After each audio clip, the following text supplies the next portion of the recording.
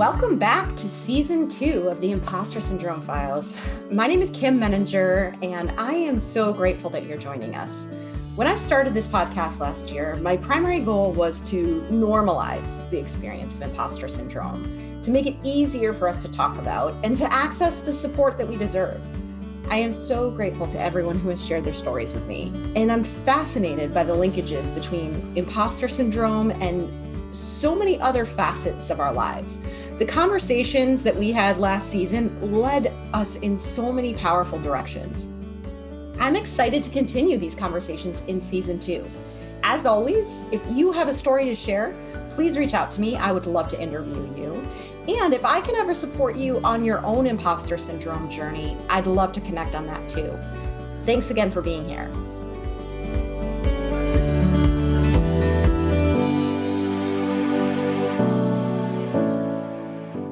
Welcome, Laura. I am really excited to have this conversation with you today, and I'd love to start by asking you to introduce yourself. Tell us a little bit about yourself.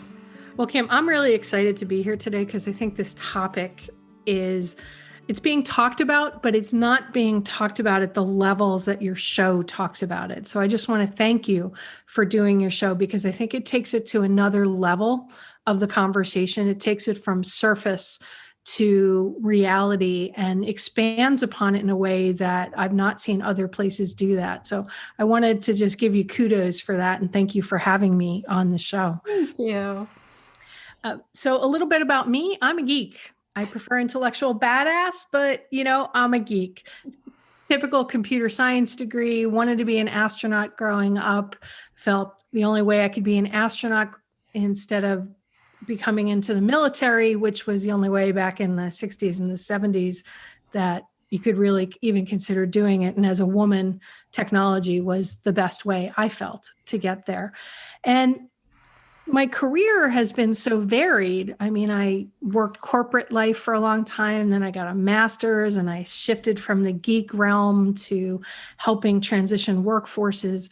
And then I started my own company, which did technology services. We're known as an MSP, managed service provider. But back when I started, there were no terms like that. We were just folks out there trying to help businesses implement technology. And I worked with everything from Fortune 50 down to small businesses to help them with their technology. Then I sold my company. And there's a great imposter syndrome story around selling my company that I'm sure you're going to ask me about. I will. and then I wrote a book, which became a #1 international bestseller. And I did keynote speeches. I was on broadcast radio for 5 years, another fun imposter syndrome story. And now I have a podcast that's in the top 5% of podcasts worldwide. So we can go into lots and lots of imposter syndrome and recovering imposter syndrome stories. I'm very excited to do that. And I want to start by getting your definition or how you would characterize imposter syndrome just based on your own lived experience, however it has shown up in your life. Like, what does imposter syndrome mean to you? I think that's such a really interesting question. I'm all about the questions, right? Right. Imposter syndrome to me is when you have a feeling that you're not qualified to do something. And it doesn't matter what that might be. You could be like me, owning a company for years, 15 years. I had a multi-state tech company and still feel like an imposter, even though you have a 7-figure business. So, or you could just be sitting at home and somebody asks you how to change a light bulb. And you've changed the light bulb 10 million times and you don't feel qualified to tell somebody how to do it. So to me, imposter syndrome can hit you at any level of whatever is going on in your life, but it means you don't feel that your situation, your circumstances have enabled you to do something that somebody has asked you to do. And what's really interesting to me is that I know that you have a story around your company and everything, and you were the one that started the company, right? So you didn't have boss per se, right? So tell me more about that story and how it unfolded for you in terms of this concept of imposter syndrome and confidence. Sure. And back then, nobody really used the term imposter syndrome, right? We didn't talk about anything like that. I sold the company back in 2009. I started it in 1994. And I had grown the business and people wanted to buy my company pretty frequently because they felt that it was really successful and had a lot to it. And some people wanted to buy it because they wanted to buy me, basically, to do something for them. And I was very cocky back then, especially, when people are approaching you saying they want to buy the company and all those other things. Well, years passed and I had gotten very ill. And I had gone through round after round of trying to figure out what was wrong with me. And I decided that it was time for me to sell the company. I was tired. It was just time. And I don't know why, but this voice in my head said, you can't sell. And I started to try to analyze this voice. And what kept coming up was, it's not enough of a success. Now, this was a 7-figure business. And I felt that and I had employees in 2 locations, Connecticut and Florida. I had tons of clients that never left us. I had staff. And I just felt I hadn't succeeded. So if I sold it, I was a failure. And I look at it now and it's not like I'm laughing at myself. I'm looking at that going, where did those belief systems come that said you're an imposter because you're failing because you have a 7-figure business? And they came from a lot of belief systems of reading Fortune magazine and reading Inc. and seeing what other friends of mine in the industry were doing that had $10 million companies. They had $20 million companies. And now, granted, they started their companies way before I did, and they were in different regions, and they hadn't had health issues that I knew of or whatever. I kept trying to rationalize all these different things. But at the end of the day, I just felt like an imposter if I sold, because they'd find out that there was nothing of significance in the company, that it was all hype. And that was a really eye-opening experience for me. So what I ended up doing was not selling. And then I ramped the business up. And then one day I was just like, I need to sell. It is time. And I did sell it. I sold it in 6 weeks. And since I sold that company, the company that bought it sold it. The company that bought it from them sold it. And the company that bought it from them sold it. So it's sold 3 or 4 times since I eventually sold it, having gotten over this idea of, there's no way anybody would want to buy this. I'm a failure. Wow. So obviously, it's a lot easier to see this in hindsight. In the moment, you're not necessarily even aware that you're thinking this way. How were you processing this at the time? I guess you mentioned that you chose not to sell and really ramped up the business, which sounds almost like a proving yourself strategy, right? Like, now I've got to prove to the world that I'm worthy. And then you got to a point where you did sell. When you were in that time frame, what were you thinking? Were you actively trying to challenge any of these thoughts that you were having about yourself? Like, is how you think about it now mostly a hindsight-based reflection on it? Or like, what was going on in the moment?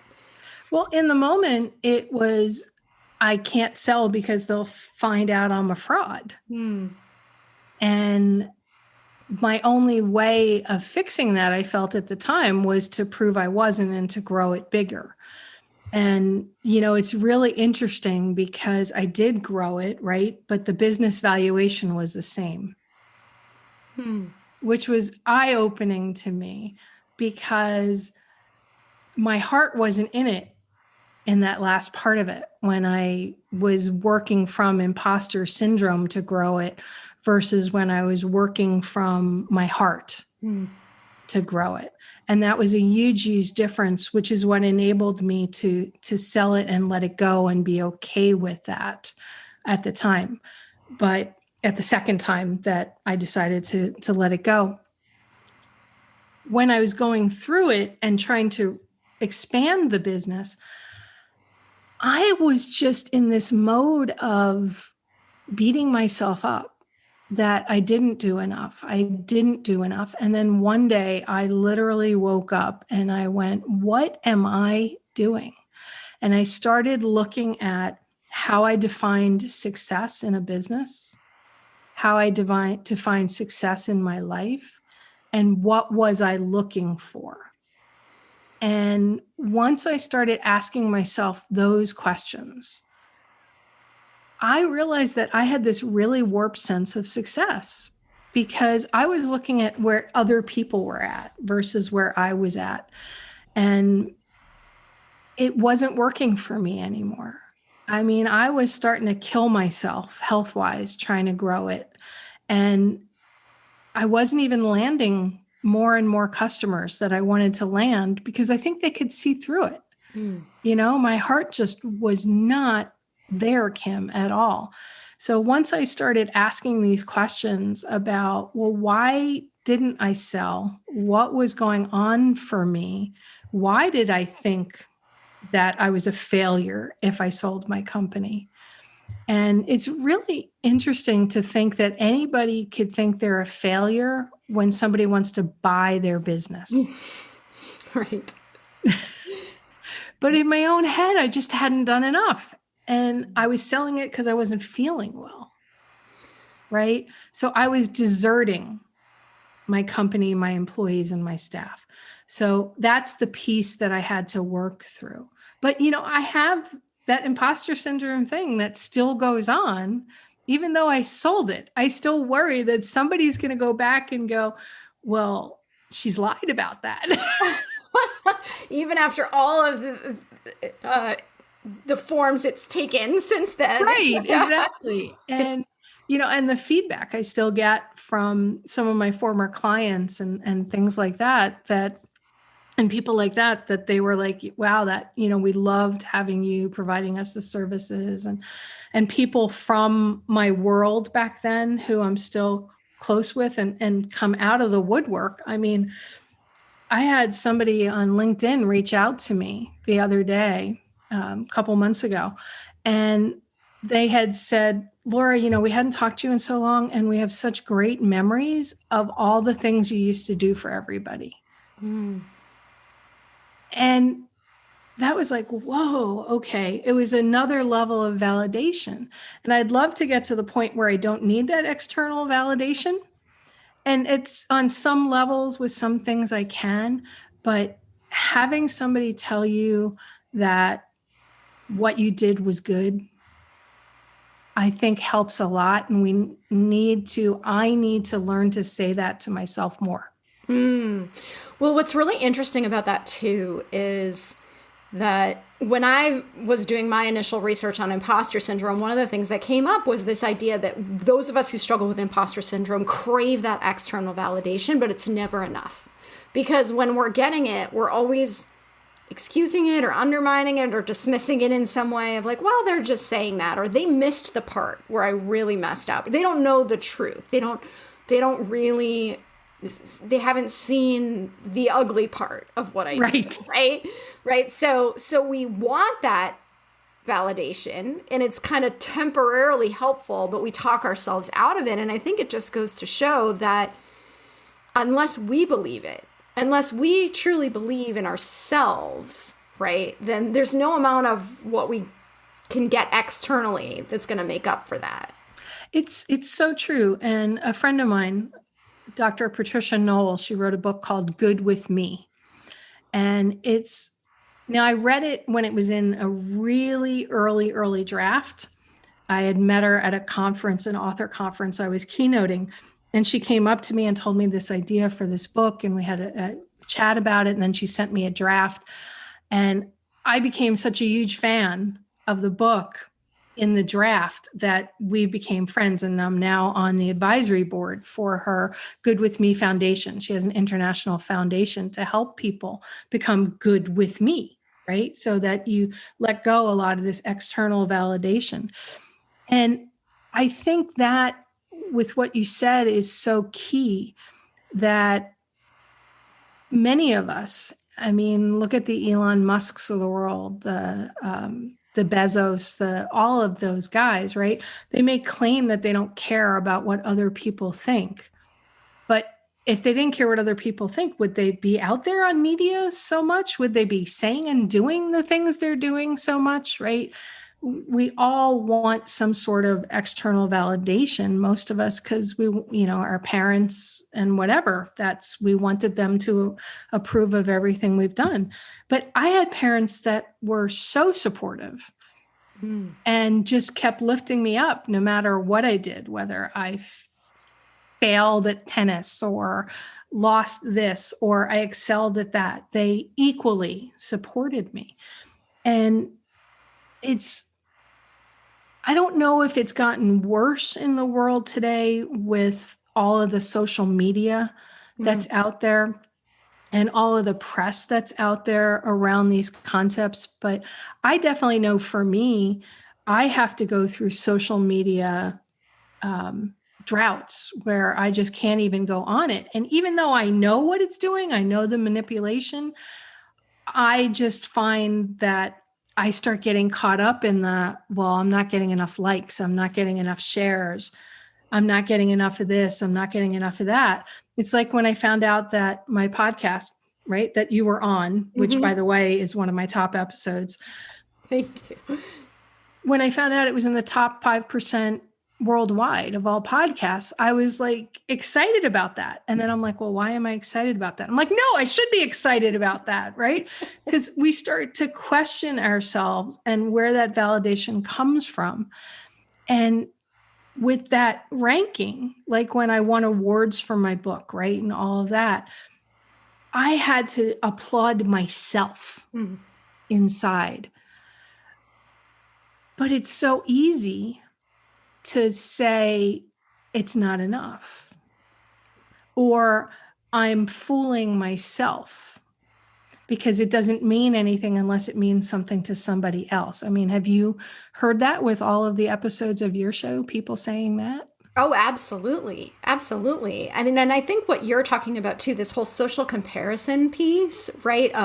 And I think it is more in our faces because of social media, and information is so much more readily available that we can drive ourselves crazy because we're always out there looking at how we compare to other people, right? Well, my book is at this level, but so-and-so's is here, or why am I not at this point? Or, just like you were saying earlier too about, but their companies at this level and my company's only, we really get inside our own heads in this way that distorts the real significance of what we've accomplished, because there's no apples to apples comparison in anything that we're comparing ourselves to. We have no idea. We don't know what went into the other success stories. We don't know.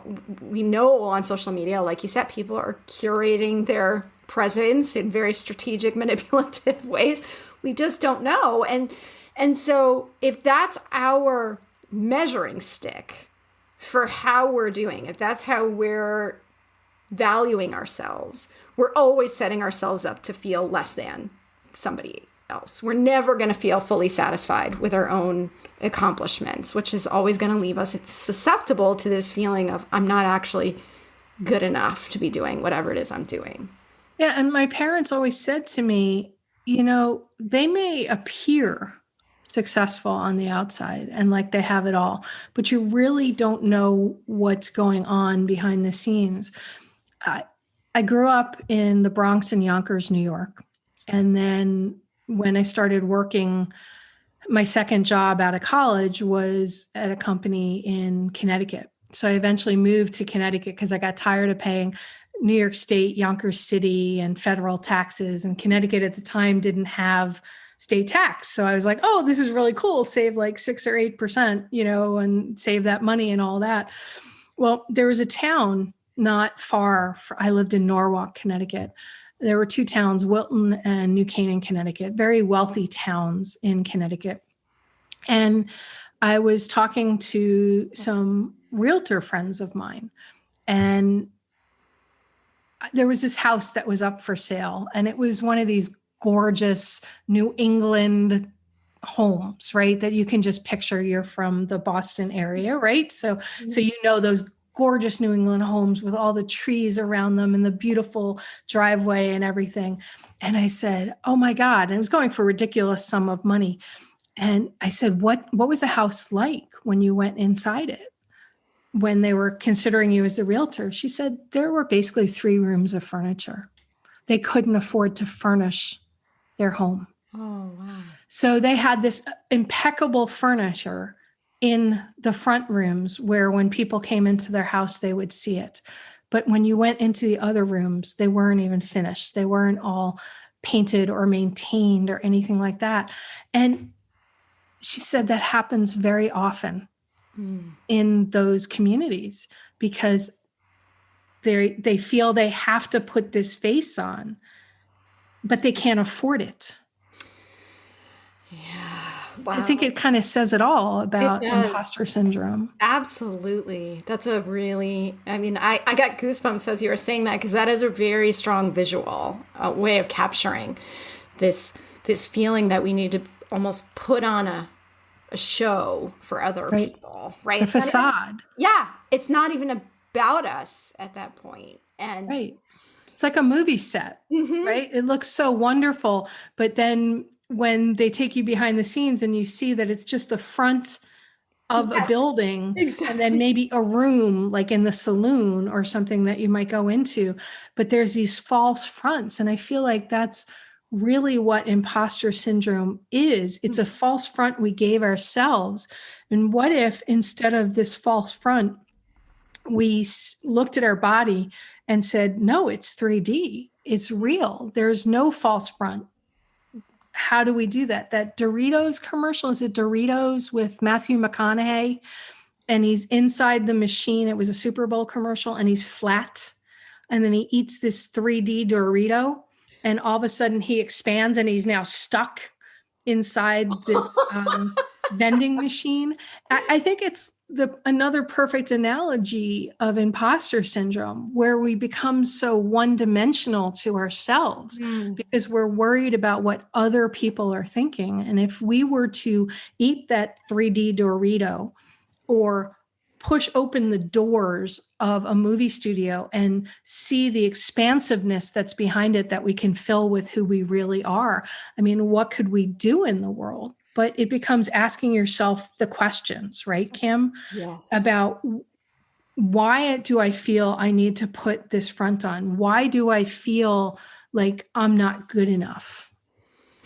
Exactly. And where did it come from, right? So like, not only like, why do I have those feelings, but what's my earliest memory of those feelings? That's exactly right. And I do believe that there's a lot of power in that kind of reflection and examination, because oftentimes the precipitating incident, or whatever you want to call it, is something very simple that we just internalized as children because we didn't have a more sophisticated way of processing the messages that we were given or the experience that we had, and it becomes the way we see the world going forward. We're always trying to fill some gap or overcompensate for something that happened, that if we now go backwards and try to identify that, we can, through a much more adult, much more mature lens, reframe that.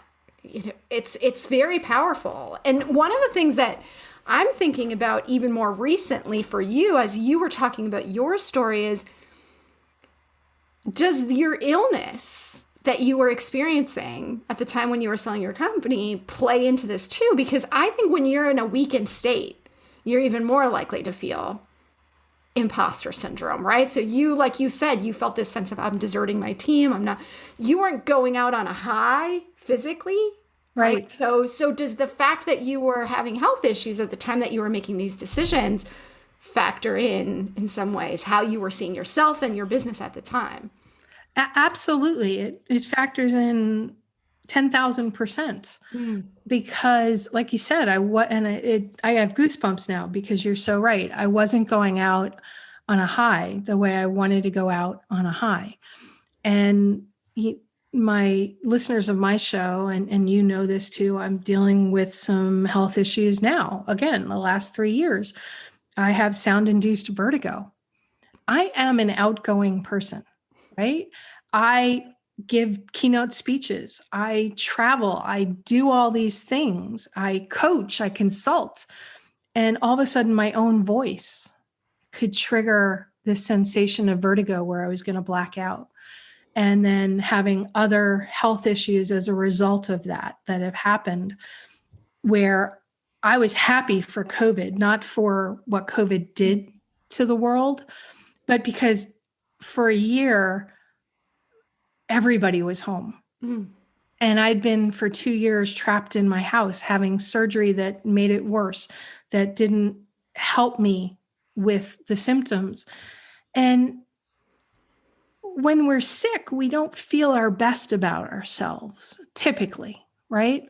Now, I'm not talking about these incredible people that when they have cancer, they win triathlons and they do all this other stuff, or these people during COVID that, I mean, the stuff I've seen people accomplish during COVID is amazing. And that makes you feel worse, right? Because I'm flat on my back on my couch. I barely have the energy to do anything. I do my show. I should have written 3 more books, right? Those shoulda, woulda, couldas. And it's very hard, especially for, I hate the term overachiever. I've always kind of looked at it as it's a negative connotation in the world, overachiever. So I like the term hyperachiever. You want to achieve. I mean, look at Simone Biles. Yes. She admits how she's feeling when she couldn't start doing some training after the whole allegations against the coaching team and the doctor, Nasser, and all of those guys. Her coaches recognized she needed to just have time to herself. And they asked her a really important question. Why are you going back into training? Is it for you? Or is it because you feel it's for other people, that you have to achieve something more? Are you achieving it for yourself? And she's like, for myself. I really want to do this. I want to see what else I can do, right? When we're sick, we say we want to achieve something, but our body is saying, wait, no, maybe some of my illness is that imposter syndrome versus hyperachiever person going, I exhausted and depleted myself running my business for 15 years, being everything to everybody else. So now, Kim, I start asking myself questions. Where is all of this illness coming from? What do I have the energy to do? And why am I doing it? Is it for me or because it's for somebody else? But health totally plays a role in it. It's almost like the health gives you an opportunity to just stop.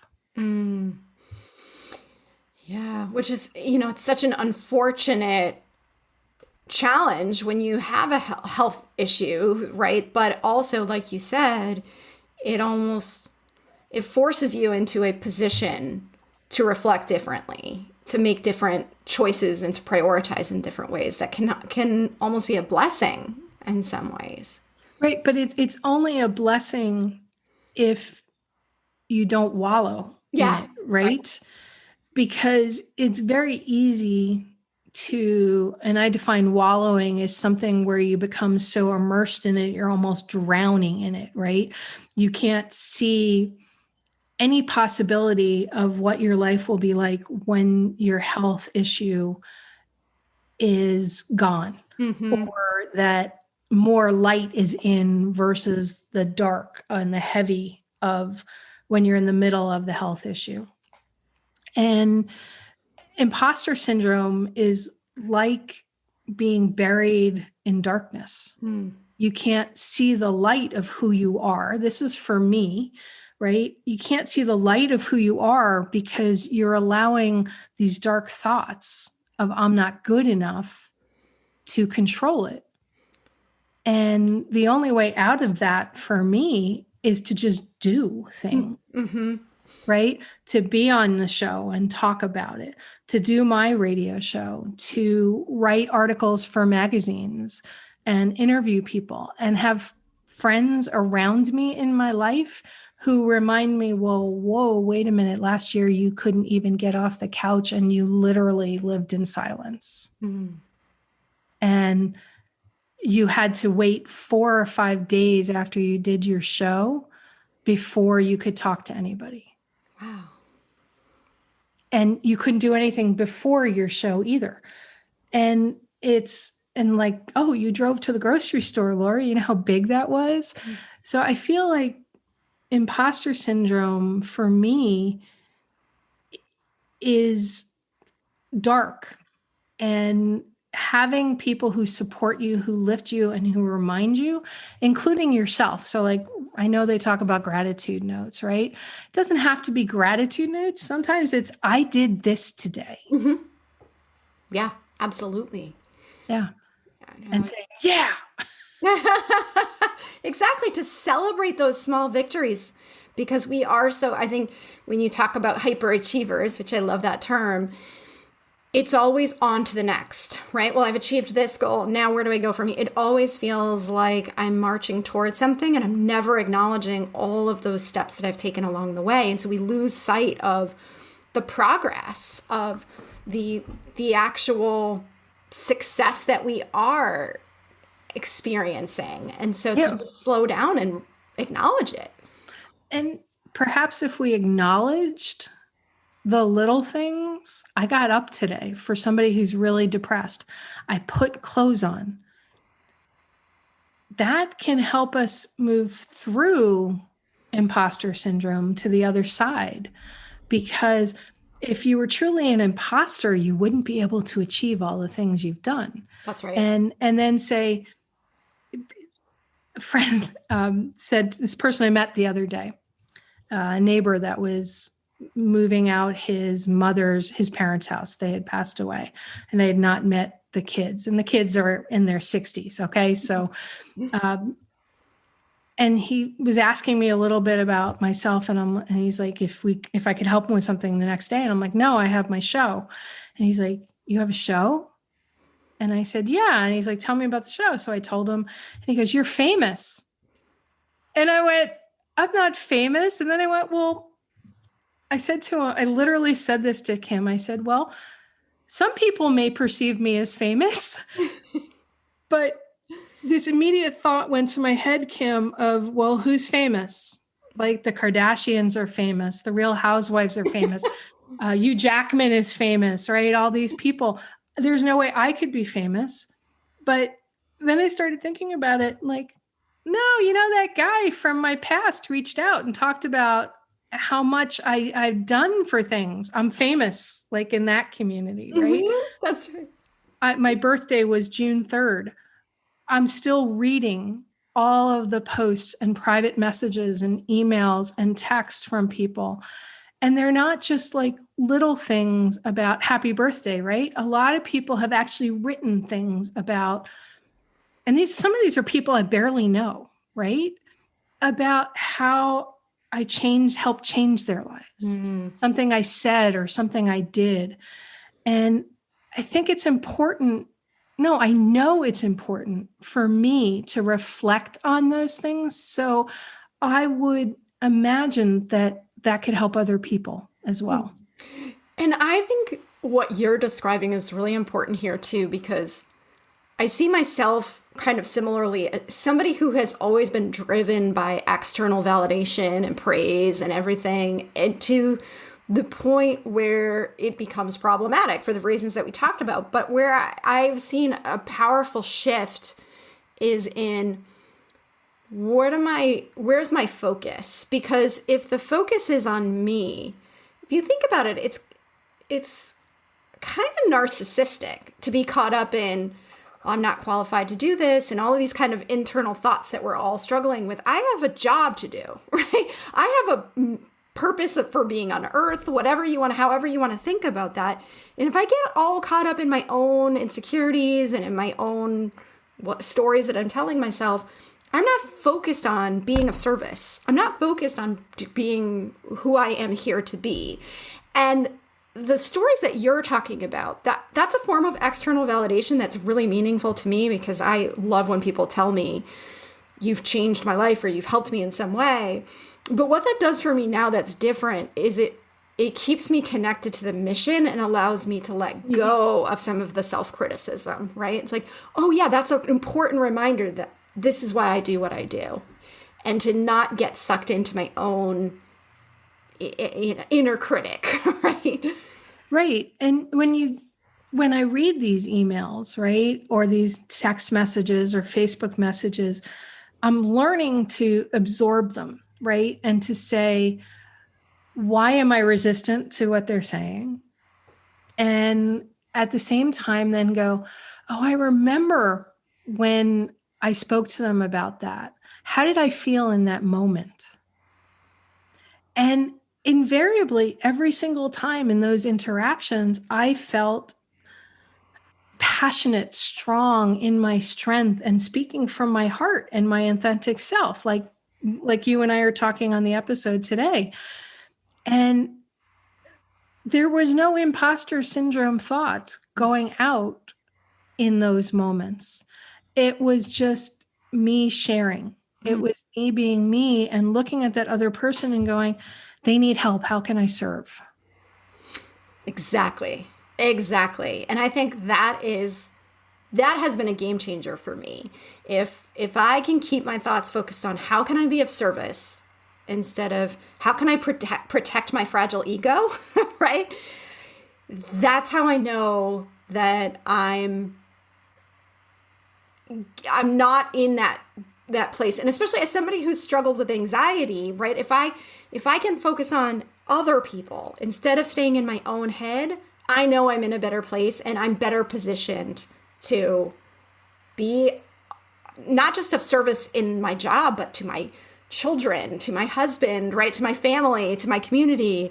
I'm a better person when I'm focused on other people than when I'm focused on my own insecurities. It's so true. And yet, as you were speaking, this thought popped into my head, and it's something I talk about in my book all the time.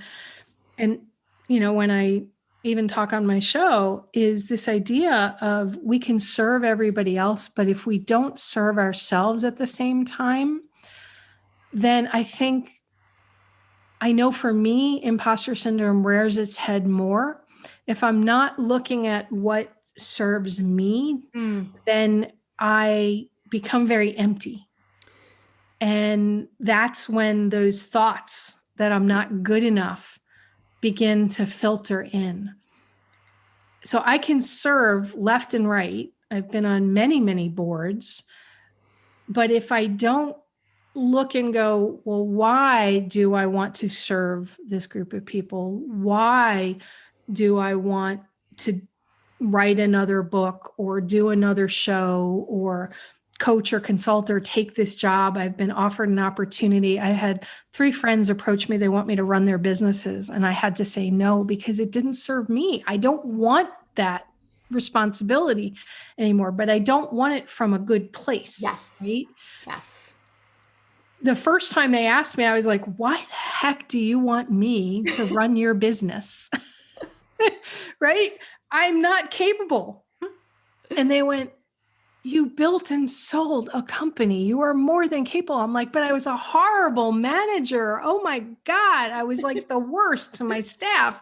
I just wasn't good, And they're like, yes, but you learned, didn't you? And I realized that asking myself what serves me in every interaction that I'm doing really holds that imposter syndrome and gives it nothing to glom onto. I'm really glad you said that too, because it's not service in a draining way. Because I think that we can definitely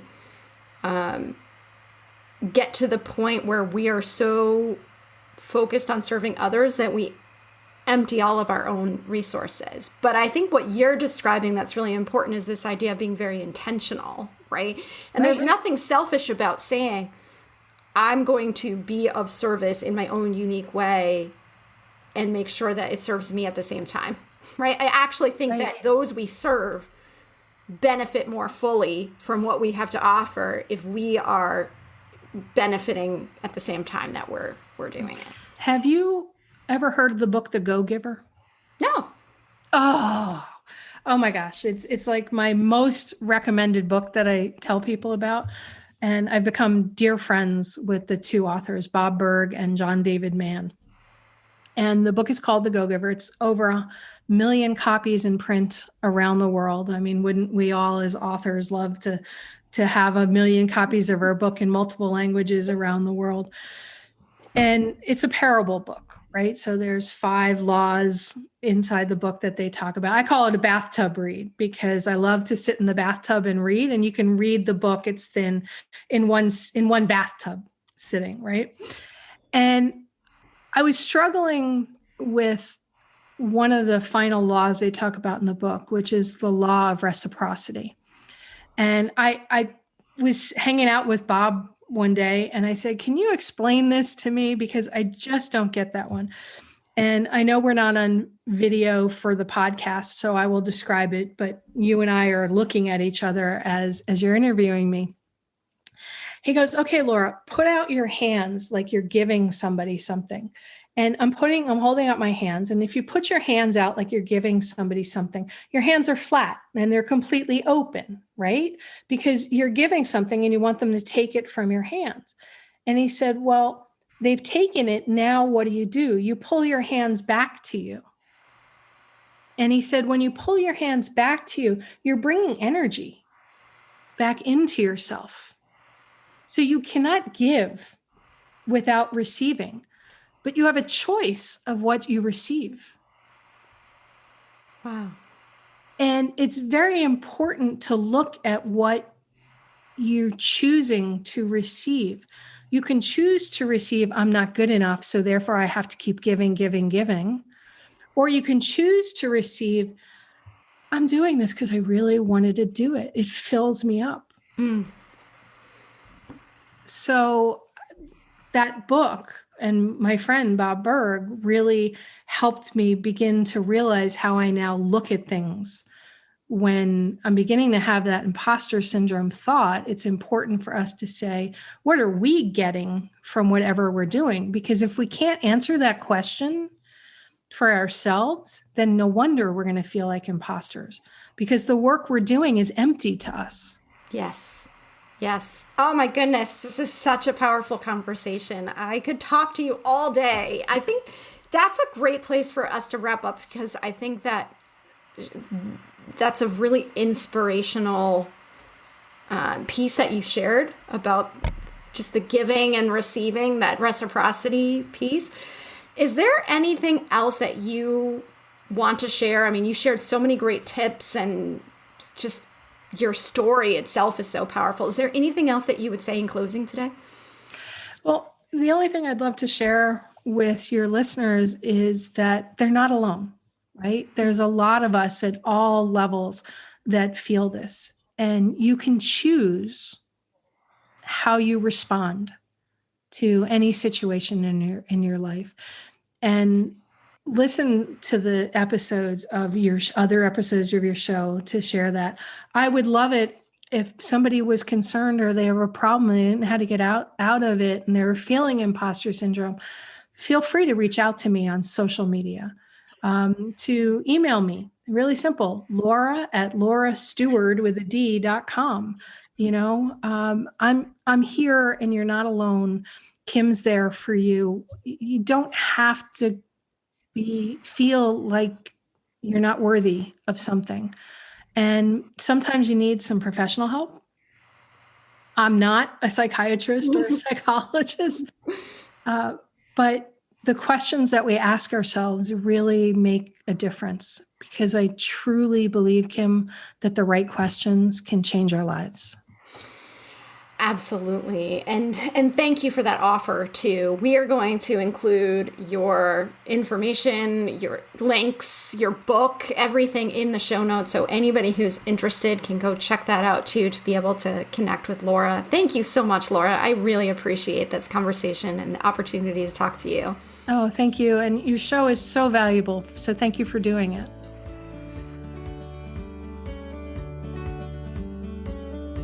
Thanks again for listening today. If you're struggling with imposter syndrome and you'd like additional support, check out the show notes for more resources or contact me directly. I would love to help you. And if you'd like to tell your story, I would love to interview you. You will find my contact info in the show notes, so reach out anytime. Thanks again.